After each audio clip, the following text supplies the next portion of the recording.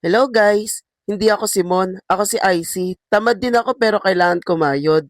Dahil alipin din ako ng salapi, bawal kasi ang tamad sa Olongapo. Kaya kailangan kong bumangon at magsipag. Ngayong araw nga pala ay maaga ako kumilos. Dahil naimbitahan tayong mag-show sa Skills Wine Bistro and Cigar Lounge, Subic Babe Metropolitan Authority or SBMA. Thank you pala kay Mama T-Rex na nag-contact sa akin. Maraming salamat po Mama T-Rex. Paalis na rin ako guys. Nagkapote na din ako. Dahil maulan ngayong araw, nagpahatid na rin ako sa aking kaibigan na si Sophie. Buti na lang hindi traffic. Hindi ako malilate sa call time. Madulas ang kalsada kaya mag-iingat ang lahat. Kasi ako hindi ako iningatan. Eme lang po. Malapit na din ako sa meeting place. Nga pala guys, sa Adonis Olongapo na kami nagkita-kita kasi dito naman kami nagwo-work. Pagdating ko nga, tinanggal ko agad kapote ko. O diba, parang nag-update lang sa jowa. Pero sa mga nagtatanong guys, single ako Baka naman, chat nyo ko. Ang tagal ko na din kasing single. Kaya magbabaka sakali, baka may magkagusto dyan. Pagpasok ko nga sa Adonis Olongapo, nadatnan ko silang nagme-makeup na. Ako pala yung pinaka-late. Lagi na lang akong late, pero okay lang, mabilis lang naman ako mag-makeup. Pag upo ko nga guys, nagmekos-mekos agad ako ng muka.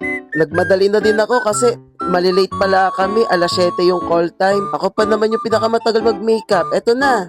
Oh, di ba? Transition, ganda-gandahan. Shoutout para sa likod ko, nag-stocking.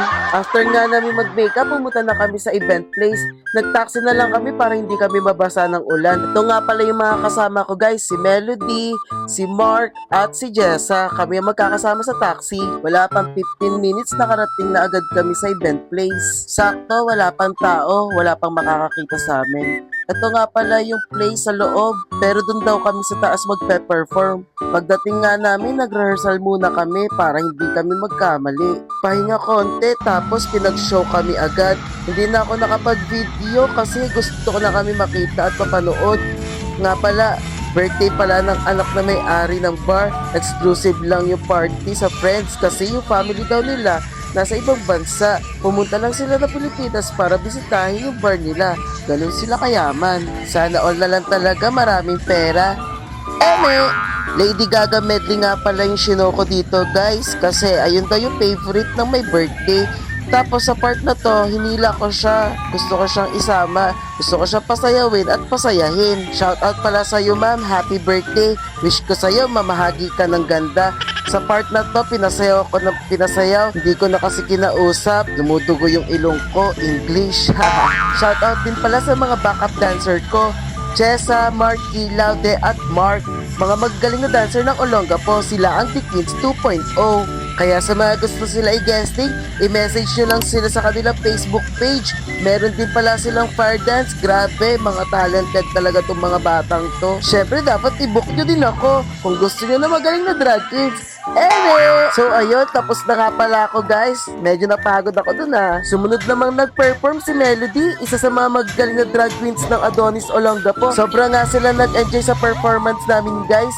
Anyway, favorite din pala ni Madam yung Beyonce. Hindi lang si Lady Gaga, kaya ito, tao na tao yung 5M Girls at si Melody. Grabe guys, ang gagaling. After nga namin mag-perform, ayan, nagbihis na din ako.